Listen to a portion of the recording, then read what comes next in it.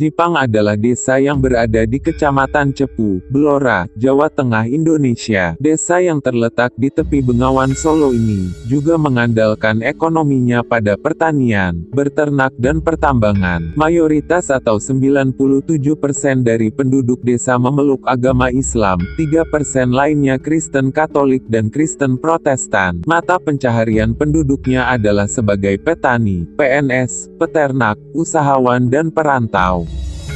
Desa Jipang terletak kurang lebih 7 km sebelah selatan dari kota Kecamatan Cepu. Desa ini mempunyai 3 pedukuhan yaitu Duku Judan, Duku Perum Purnawirawan TNI Auri, dan Duku Jipang. Desa Jipang berbatasan dengan Desa Engloram dan Kapuan di sebelah barat, di sebelah selatan dan timur berbatasan dengan Desa Payaman Kecamatan Engraho dan Desa Tebon Kecamatan Padangan Kabupaten Bojonegoro. Batas perbatasan ini adalah Sungai Bengawan Solo, sementara di sebelah utara berbatasan dengan Desa Getas. Desa ini pernah menjadi pusat pemerintahan kota raja dari Kerajaan Jipang, pada pertengahan abad 15 sebagai bagian dari Kerajaan Majapahit, lalu menjadi Kerajaan Fazal atau bawahan, dari Kerajaan Demak, lebih dikenal dengan sebutan Kadipaten Jipang. Kadipaten Jipang adalah Kadipaten Agung dengan hak otonom penuh, yaitu hak untuk mengurus pemerintahan sendiri. Salah satu raja, adipati yang terkenal adalah Arya Penangsang atau Arya Jipang. Desa Jipang pernah pula menjadi ibu kota kerajaan, Kesultanan Demak, pada masa Raja Jipang Arya Penangsang, menjadi Sultan Demak kelima pada tahun 1547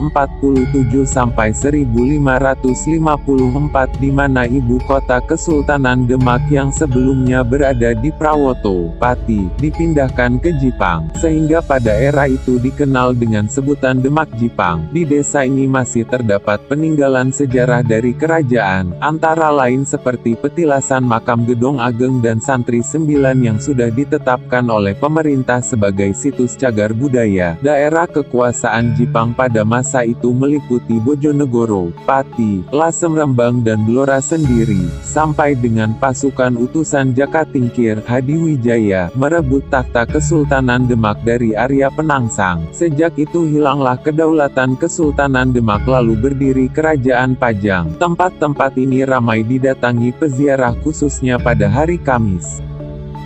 Bengawan Sore atau Bengawan Sore, tempat ini sangat bersejarah di mana dulu Adipati Jipang Arya Penangsang, yang saat itu sebagai penguasa terakhir Kerajaan Demak atau Sultan Demak kelima, bertempur melawan pasukan pemberontak kiriman Adipati Pajang Joko Tingkir. Saat ini Bengawan Sore sudah dijadikan areal persawahan oleh penduduk sekitar. Masih banyak batu bata bekas reruntuhan bangunan masa lampau di daerah ini. Ada beberapa versi batu bata yang sudah diteliti oleh tim dari Universitas Indonesia adalah peninggalan dari Kerajaan Wurawari. Sigit adalah tanah lapang lumayan cukup luas di tengah-tengah persawahan desa Jipang. Konon ceritanya dulu tempat ini adalah bekas bangunan Masjid Arya Penangsang pada masa Kadipaten Jipang. Konon banyak warga desa Jipang yang menganggap tempat ini sebagai tempat yang keramat. Gedong Ageng adalah sebuah komplek pemakaman di Jipang. Disinilah para petinggi kerajaan Jipang dimakamkan.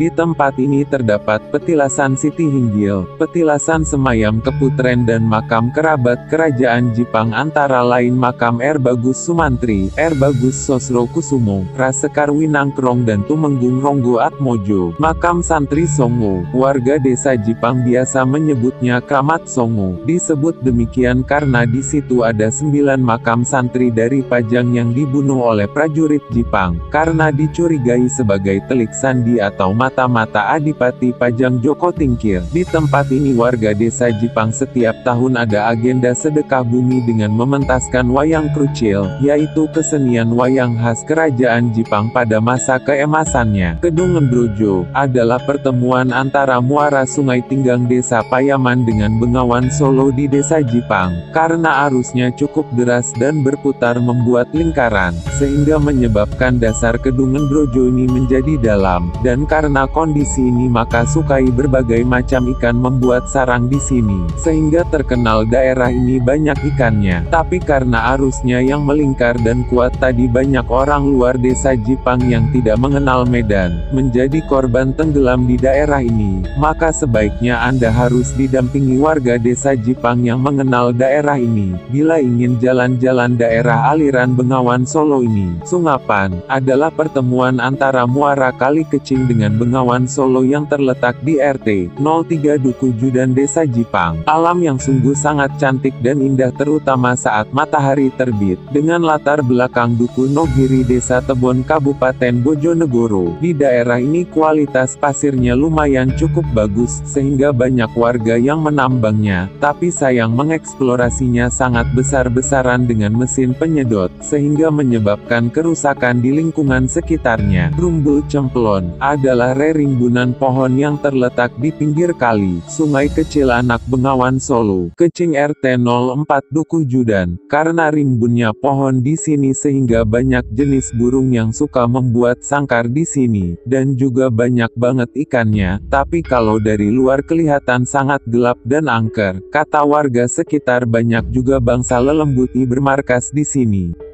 Kedung Ceret adalah sebuah kedung yang masuk wilayah RT 06 Duku Judan Jipang. Alam yang elok nan mempesona akan kita dapatkan di sini, terlebih di saat terbit matahari pagi dengan latar dinding padasnya. Kedung adalah daerah sungai yang arusnya berputar dan dalam. Di tempat ini juga menjadi sarang ikan, sehingga menjadi tempat favorit warga untuk mancing apalagi kalau pas peladu. Menjadi tempat favorit mencari ikan yang sudah limbung. Kedung Gogor terletak kurang lebih 300 meter di belakang Langgar Sabilil Mutakin Duku Judan Jipang. Kedung yang terletak di perbatasan dengan Desa Kapuan. Kalau pas musim kemarau terdapat banyak belik. Belik adalah sumber mata air jernih yang airnya bisa dimanfaatkan untuk kebutuhan sehari-hari. Di Kedung Gogor ini banyak sarang ikan dendeng sehingga menjadi tempat favorit para pencari ikan untuk ngobati. Di sini karena hasil didapatkan pasti banyak. Demikian kisah menyisir jejak Arya Penangsang. Semoga bermanfaat. Terima kasih.